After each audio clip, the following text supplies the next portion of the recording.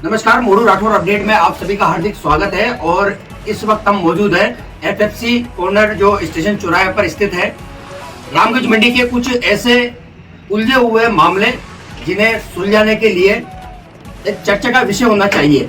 रामगंज मंडी में किस तरह से जो बैकफुटिंग मामले सामने आ रहे हैं, इसमें हम आज की हमारी चर्चा के बीच हमारे बीच में है युवा शक्ति के संरक्षक विशाल जी संगी। सर, आपका इस छोटे से कार्यक्रम में स्वागत है। वर्तमान में रामगंज मंडी और पूर्व की जो रामगंज मंडी है उसका आकलन करने के लिए कुछ मेरे प्रश्न हैं आपसे। सर, सबसे पहले मैं यहाँ से शुरू करूँगा कि रामगंज मंडी में वैसे 2022 समाप्त हो रहा है और 2023 में का आगमन होने वाला है 2 दिन बाद ही। तो नया साल है, न्यू ईयर है। तो पहले आपने देखा होगा कि रामगंज मंडी में भी न्यू ईयर की चकाचौंध रहती थी, लेकिन अभी वर्तमान में एक भी कार्यक्रम रामगंज मंडी में आयोजित नहीं हो रहा है। पहले आपने देखा होगा होटल महाराजा हो गया या फिर जो बद्रिका आश्रम हो गया या फिर अन्य कोई पैलेस थे, वहां पर अच्छे अच्छे प्रोग्राम्स ऑर्गेनाइज होते थे, लेकिन अब वो प्रोग्राम नहीं हो रहे हैं। तो इससे रामगंज मंडी का अच्छा कहा जाए या फिर रामगंज मंडी को बैकफुट कहा जाए? देखो, अभी तक तो रामगंज मंडी में प्रोग्राम हो रहे हैं, जिस तरीके से कार्यक्रम ऑर्गेनाइज हुए, होटलों में हुए, बाहर से लोग भी आए, कलाकार भी आए, लेकिन इसमें क्या हुआ, जो प्रोग्राम ऑर्गेनाइज हुआ तो भारी तत्व बहुत ज़्यादा है। तो हर प्रोग्राम में कुछ ना कुछ विषय की स्थिति पैदा हुई, लड़ाई झगड़ों की स्थिति पैदा हुई।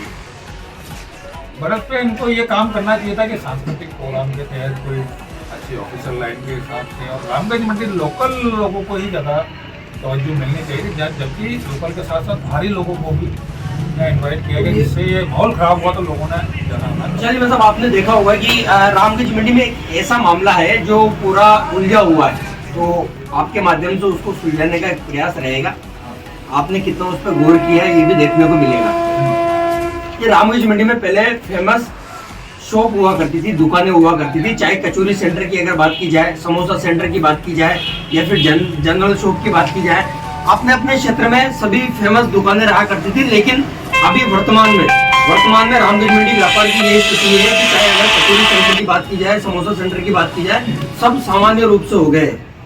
चाहे अगर अपन अग्रवाल समोसे वाले की बात की जाए तो दूर दूर दराज से वहां पर समोसा खाने के लिए लोग आते थे। चंचल कचौरी की बात की जाए तो अभी भी है दुकानें, लेकिन इतनी ज्यादा प्रसिद्धि नहीं रही है, जो कि प्रसिद्धि बढ़नी चाहिए थी, लेकिन वो प्रसिद्धि घट के और एक सामान्य जो दुकान लगती है उसकी तरह हो गई है। इसका कारण क्या रहा है?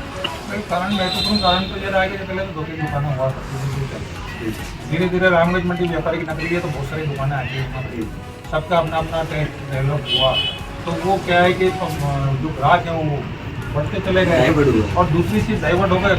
और दूसरी चीज़ क्या है कि यहाँ पर कुछ असामाजिक तत्व परेशान भी करते हैं, दुकानदारों के यहाँ दम करना, ठेले वाले से वही करना, इस तरीके से बहुत सारी चीज़ें भी हुई है। तो बहुत सी अच्छी अच्छी दुकानें, रेस्टोरेंट बंद हो गए।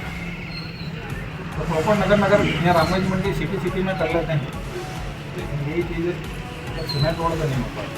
आपने बताया कि दुकानें ज्यादा हो गई है, इसलिए ग्राहक डाइवर्ट हुआ है। भी हो गया। तो इसका कारण ये भी देखा जा सकता है कि उनका जो स्वाद था वो भी डाइवर्ट हुआ है। वो डाइवर्ट हुआ, बिल्कुल हुआ। अच्छा, बिल्कुल डाइवर्ट हुआ, सबका एक टेस्ट। हाँ, कॉफी पे काफी अच्छी चर्चा हो रही है अपने बीच में, तो इसी चर्चा के साथ में मेरा एक और अंतिम प्रश्न है आपसे कि रामगंज मंडी बैकफुट पे क्यों है, उसका कारण मैं आपसे जानना चाह रहा हूँ। इसमें मेरा ये प्रश्न है कि रामगंज मंडी में पहले राजेश टाकीज हुआ करता था या नारायण टाकीज हुआ करता था, जहाँ पर मूवीज लगती रहती थी और काफी अच्छा मनोरंजन एक स्थान बना हुआ था। लेकिन अब पूरी तरह से वो दोनों बंद हो चुके हैं और रामगंज मंडी के जो नगरवासी है, जिनको मूवीज वगैरह ये जो एक्टिविटीज में ज्यादा जो जिनको अच्छी लगती है, वो कोटा या झालावाड़ उनको जाना पड़ रहा है इस चीज को लेके भी। तो इसका कारण क्या रहा बंद होने का? तो इसको मैं फिर भी यही मानूं कि रामगंज मंडी बैकफुट में आई है ना, ऐसा कुछ नहीं है।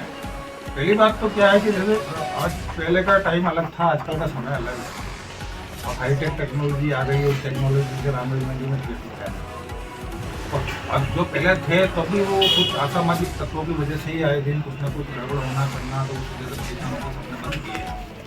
लेकिन अब आजकल टीवी चैनल्स वगैरह इतने हो गए हैं, डिस्क वगैरह में इतनी पिक्चर्स वगैरह आ रही है, और बच्चे भी आजकल इतना इतना मतलब भार हो गया पढ़ाई का, तो वो कुछ भी करते हैं, वो समय खराब नहीं करके अपने मोबाइल पे देख के बाकी अपनी पढ़ाई में इस वजह से ये तो वगैरह तो जल्दी जाए, बढ़िया बात है यार।